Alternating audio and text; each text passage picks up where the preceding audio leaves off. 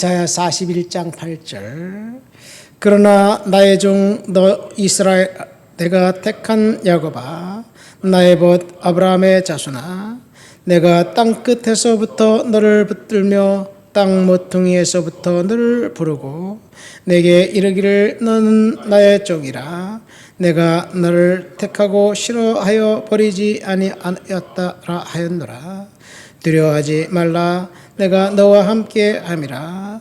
놀라지 말라. 나는 내 하나님이 됨이라. 내가 너를 굳세게 하리라. 참으로 너를 도와주리라. 참으로 나의 의로운 오른손으로 너를 붙들리라. 보라, 내게 너하던 자들이 수치와 욕을 당할 것이요 너와 다투는 자들이 아무것도 아닌 것 같이 될 것이며 멸망할 것이라. 내가 찾아도 너와 싸우던 자들을 만나지 못할 것이요 너를 치는 자들은 아무것도 아닌 것 같고 허무한 것 같이 되리라. 이는 나 여호와가 너 하나님이 내 오른손을 붙들고 내게 이르기를 두려워하지 말라. 내가 너를 도우리라 할 것임이라. 버러지 같은 너 야곱아, 너희 이스라엘 사람들아, 두려워하지 말라. 나 여호와가 말하노라. 내가 너를 도울 것이라. 내 구속자는 이스라엘의 거룩한 이시니라. 아멘. 오늘 우리가 읽은 본문에 보면 하나님께서 이스라엘 백성들에게 이제 매 순간마다 하나님께서 함께 주시겠다고 이야기하시면서 하나님이 도와주신다, 그런 약속을 본문은 하고 있습니다. 두려워하지 말아라, 그런 이야기를 10절과 13절에 하고 있지요. 두려워하지 말라. 13절에도 나 여호와 너희 하나님이 네 오른손을 붙들고 내게 이르기를 두려워하지 말아라. 내가 너를 도와줄 것이다. 하나님이 우리의 도움이 되신다고 약속하고 있습니다. 여러분, 이 말씀은 이제 그 이사야의 청중들이 이 말씀의 수혜자인데, 이사야의 청중들은 사실은 앞으로 이사야가 예언한 이 이후 120년, 약 100년이 약간 지나면 철저하게 유다는 멸망당하게 될 것입니다. 왜 멸망당합니까? 하나님 앞에 불순종했고 우상 숭배했고 하나님을 멸시했기 때문에 그렇습니다. 이 심판과 회복을 약속한 것이 이사야 선지자의 메시지입니다. 하나님께서 심판하시겠다는 선언, 1장부터 39장까지의 내용입니다.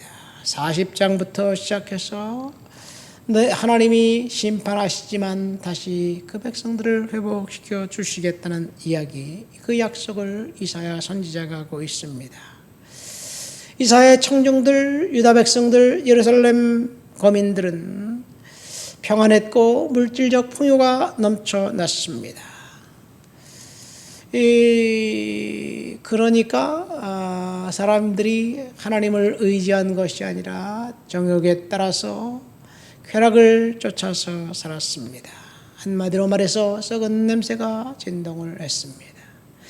이사야 청중들은 겉보기에는 강했지만 그 속에 숨어있는 이제 멸망에 짙은 그림자를 이사야는 보았고 그리고 경고했습니다. 사람들은 술에 취해 살았고 그리고 사치했고 향락에 빠져 있었습니다. 입술로는 하나님을 사랑한다고 고백했지만 그들의 행동은 하나님과는 전혀 무관한 삶을 살았습니다. 어쩌면 오늘날 우리 시대와 동일하지 않은가 생각됩니다. 백성들은 이제 쾌락에 빠졌고 그리고 자신들의 귀를 간지러주고 자신들의 듣기 좋은 말 하는 선지자들을 따랐습니다. 이사야 시대에 이사야와 미가라는 선지자 외에는 전부 다 거짓 선지자였어요. 제사장들도 그렇고 그리고 선지자라고 이야기하는 사람들도 다 물질의 눈이 먼 채 백성들의 비유를 마치고 정치적인 그 권력에 아부하면서 그들의 이제 비유 아래서 이제 쾌락을 탐닉했고 그리고 성공적인 인생을 살아가고 있었습니다. 미가 선지자와 이사야 선지자가 하나님의 메시지를 이제 선포한 것은 유다가 하나님을 배반했기 때문에 심판받게 될 것이다. 그러나 하나님의 사랑은 심판으로 끝나지 않고 남은 자들을 통해서 또다시 회복시켜 주겠다는 약속을 이제 미가 선지자와 이사야 선지자가 합니다. 이사야 선지자의 메시지, 오늘 본문 우리가 읽은 본문은 심판에 대한 선언이 아니라 회복에 대한 선언입니다. 거짓 선지자들로부터 이사야는 손가락질과 질타를 당했습니다. 이제 미가 선지자가 일찍 죽고 그는 천수를 다해서 죽었습니다. 그리고 혼자만 남았을 때 너무나 외로웠습니다. 그리고 므낫세 때 두 널빤지 사이에 끼어서 산채로 널빤지 사이에 넣고 묶어서 톱으로 잘라 죽여버렸어요.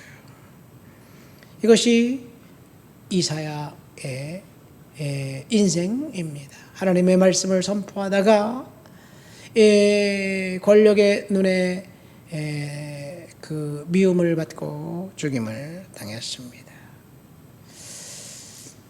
이사야가 볼 때는 소망을 상실한 시대였어요. 희망이 보이지 않았습니다. 결국 이사야의 예언대로 유다는 멸망당합니다. 그러나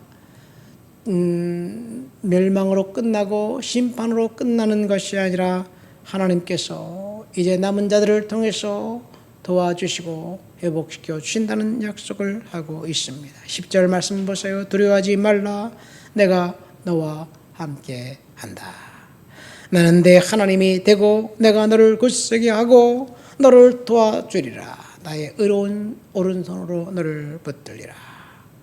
내게 노하던 자들은 수치와 욕을 당할 것이고 그들은 흔적조차 없이 사라질 것이다. 나 여호와 너의 하나님이 내 오른손에서 너를 붙들어주고 줄 것이니 두려워하지 말아라. 내가 너를 도와준다. 이것이 이사야가 백성들에게 약속한 회복에 대한 약속입니다. 여러분 오늘 본문에 보면 두려워하지 말라는 말을 거듭해서 이야기하고 있습니다. 하나님께서 도와주신다는 이야기를 합니다. 오늘 본문에 보면 두려워하지 말라는 이 말씀은 명령문입니다. 명령문이에요. 그러니까 약속인가요? 명령인가요? 하나님이 명령하셨어요. 두려워하지 말아라. 명령입니다. 여러분 명령은 반드시 순종해야 돼요. 십계명 우리 반드시 지켜야 합니다. 하나님을 망령 때 일컫지 말아라. 안식일을 지켜라. 살인하지 말아라. 이 명령은 둘 중에 하나예요. 순종하든지 불순종하든지. 불순종하면 명령 어긴 죄로 처벌을 받고 순종하면 축복받는 거예요. 두려워하지 말라는 말씀도 마찬가지입니다. 성도들이 이 세상을 살면서 하나님께서 하나님 앞에 11조를 드리면 하나님이 복 주시겠다고 말씀하신 것처럼 우리는 반드시 순종해야 할 명령입니다. 하나님은 두려워하지 말라고 명령하셨는데 우리는 절망하고 두려워하고 희망을 상실하고 그리고 믿음을 잃어버리고 낙심하며 살아갑니다. 이것이 죄이고 불순종입니다. 이것이 하나님을 믿지 않는 것입니다. 왜 하나님께서 저와 여러분들에게 두려워하지 말라고 명령하셨습니까?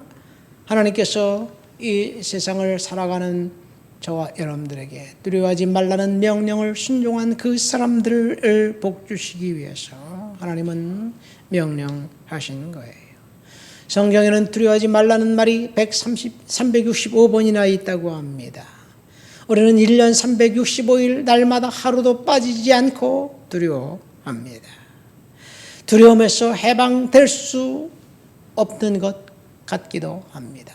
그러나 상황과 환경을 바라보면서 두려워할 것이냐, 하나님의 말씀을 듣고 순종할 것이냐, 둘 중 하나를 선택해서 살라는 이야기입니다. 두려움은 어디서 오는 것일까요? 대략 출처는 두 가지라고 생각됩니다. 첫 번째, 두려움은 양심의 죄책감 때문에 오지 않는가 생각됩니다. 두 번째는 우리가 하나님을 잘 모르기 때문에, 죄를 졌기 때문에 두렵습니다. 성경은 하나님은 사랑이시라고 말씀하시는데, 많은 사람들은 하나님은 죄진 사람에게 벌 주는 그 신이라고만 생각합니다. 여러분, 그런가요?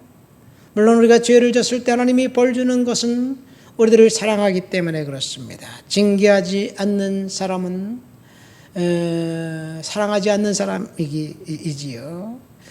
그러나 저와 여러분들이 가만히 생각해 보세요. 우리가 두려워하는 이유는 사실은 우리가 가업을 해서 미리미리 두려워하는 거예요. 이 세상 걱정과 근심 때문에, 두려움 때문에, 스트레스 때문에 생긴 질병으로 수많은 사람들이 병원에 입원해 있습니다. 성인의 43%가 걱정과 스트레스 때문에 건강 이상을 겪고 있고, 병원에 처음 찾은 사람들 중에 79%에서 90%가 스트레스와 연관이 되어 있다고 합니다. 그러니까 두려움이 몸에 이상을 주는 거예요. 며칠 전에 제 막내딸과 함께 아버지를 만나고 왔어요. 아버지가 지금 86세, 87세인가 그러셔요. 건강하셔요. 우리 어머니가 좀 치매가 있어갖고 두 분이서 잘 사셔요. 아버지가 어머니한테 밥도 해주고 차려주고 다 해. 젊었을 때 얻어먹었으니까 이제 나이를 먹어서 아버지가 좀 해야지, 뭐 그런 마음을 가지고 하시더라고요. 근데 어머니가 그 마일드한 치매라서 그냥 웃고만 계셔. 근데 막내를 데리고 갔는데 다 아셔. 다 기억해. 그리고 그 다음에 또 조금 있다가 또 물어보고 그런 것이 있기 때문에 그렇지만 말입니다. 아버지가 그러더라고요. 이 나이 되면 그 건강에, 몸에 질병이 없는 사람이 어딨어. 다 그냥 그렇게 건강하다고 생각하면서 열심히 살다가 하나님 부르면 가는 거지. 뭐 조금 몸이 이상하다 그래갖고 병원에 가서 검사하고 그 즉시 나오지 못하고 죽는 사람이 몇 명이나. 저쪽 천경이도 그렇고 저 건너편에 누구도 그렇고 동원이도 그렇고, 뭐 그 몸이 좀 아프다고 자식들이 병원에 갑시다 그래갖고 병원에 가자마자 건강 검진한다 검사하다가 여기도 이상이 있네, 저기도 이상이 있네요. 조금 더 검사해 봅시다. 굶고 며칠 동안 뭐 하루 굶고 뭐 조사해 봅시다. 그러다가 나오지 못했다는 얘기예요. 그래서 그냥 건강하게 살다가 하나님이 부르면 천국 가는 거니까 절대로 병원 데리고 갈 생각하지 말아라. 뭐 그런 이야기를 하더라고요. 모르는 게 약일 수도 있어요. 여러분, 불안과 걱정이 우리들을 이제 육신을 갉아먹고 있습니다. 두려워하지 말라고 성경은 이야기하고 있는데 어떻게 두려움을 우리는 내야 할까요? 여러분, 하나님이 저와 여러분들을 보호해 주시고 하나님이 저와 여러분들과 함께 하신다는 사실, 오늘 본문 보세요. 내가 너와 함께 함이라. 놀라지 말아라. 내가 너를 붙들어 준다. 그렇게 약속하고 있어요. 그러니까 하나님이 우리와 함께 하신다는 사실, 내가 어떤 상황과 형편에 처했을지라도 하나님은 지금 나와 함께 하신다는 사실, 그것이 사실이에요. 팩트예요. 그러나 우리가 두려워하는 그 사실을, 돈이 없어서 두렵고 건강 염려 때문에 두렵고 이 자식들이 내가 생각하면 염려가 되고 치매 걸린 부모님을 생각하면 두렵고, 그렇지만 사실 우리가 두려워하는 일들은 일어나지 않습니다. 두려움에 사로잡혀서 두려움 때문에 꽉 사로잡혀서 거기에서 안절부절 못하면 두려운 일이 일어나는 거예요. 우리가 두려워하는 일들은 결코 일어나지 않습니다. 거짓입니다. 사탄의 속임수예요. 두려움을 몰아낼 수 있는 방법은 뭡니까? 첫 번째, 하나님이 나와 함께 하신다는 믿음을 갖고 살아가는 거예요. 두 번째는 우리가 이성적 판단으로 두려워하지 않기로 결정해야만 합니다. 우리는 날마다 삶의 기로에 서 있습니다. 선택의 기로에 서 있습니다. 새벽에 아침에 일어나기 참 힘들다. 그래도 교회 가서 기도해야 되겠지. 우리가 습관적으로 나오는 것 같지만 사실은 우리가 선택하고 결정해서 나온 거예요. 저도 저녁 때 알바를 하고 오면 한 2시, 1시 반 정도 되면 들어와요. 씻고 하면 2시 정도 가까이 돼. 그러면 3시간을 자요. 알람이 울리면 조금 더 잤으면 좋겠다 이런 생각이 매번 들어요. 그런데 오늘은 그냥 설교만 하고 조금 이따 좀 가서 자야 되겠다 이렇게 생각하는데 아침에 이제 강남에 갈 때는 부지런히 갔지만 설교 끝나고 나면 여기 앉아 있으면 들어가서 잘 생각이 한 1시간 정도 기도해야지. 1시간 반 정도 기도해야지. 그냥 여기 앉아서 그냥 하나님 앞에 기도합니다. 결정이에요. 두려워하지 말기로 결정하시기를 예수님의 이름으로 축원드립니다. 염려하지 말고 하나님을 믿기로 선택하시기를 예수님의 이름으로 축원드립니다. 왜요? 두려움과 근심과 걱정을 결정하면 거기에는 유익이 없어요, 사실. 근심한다고 근심되는 일이 사라지나요? 안 사라져요. 그러면 두려워하지 않는다고 하나님을 믿는다고 그 근심되는 일이 사라지나요? 그것도 역시 안 사라져요. 똑같습니다. 때가 되면 하나님이 역사하시고 하나님이 풀어주실 거예요. 제가 기도하면서 기도 노트를 평생을 써온 기도 노트가 있어요. 그래서 기도 노트 다 쓰면 이제 책꽂이에 하나씩 모아놔요. 근데 여기 기도 노트 보면 1년 전, 2년 전, 3년 전에 너무나 절박해 하나님 그 기도 노트를 써놓은 게 있어요. 근데 그때나 지금이나 별반 바뀐 게 없어요. 그런데 문제는 상황은 바뀐 것 없지만 지금까지 잘 견뎌왔고 지금까지 잘 버텨왔어요. 그것이 하나님이 주신 힘이 아닌가 생각됩니다. 오늘 본문 말씀 보면 하나님이 참으로 내가 너를 도와주리라. 나의 의로운 오른손으로 너를 붙들어 주리라. 하나님이 우리를 붙들어 주고 도와주고 있기 때문에 우리는 오늘도 승리할 수 있습니다. 두려움은 선택입니다. 반대로 염려하지 않고 걱정하지 않고 살겠다는 것도 선택입니다. 무엇을 선택할까요? 하나님의 말씀을 붙잡고 하나님이 나와 함께 하신다는 사실을 믿으며 두려움이 생길 때마다 하나님 믿습니다. 하나님이 나와 함께 하신다는 사실을 그것이 팩트입니다.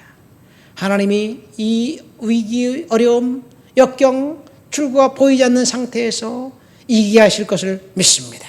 그리고 고백하면 하나님께서 넉넉히 이기게 해주실 줄 믿습니다. 하나님 아버지 감사합니다. 오늘 본문 말씀을 통해서 하나님이 도와주신다.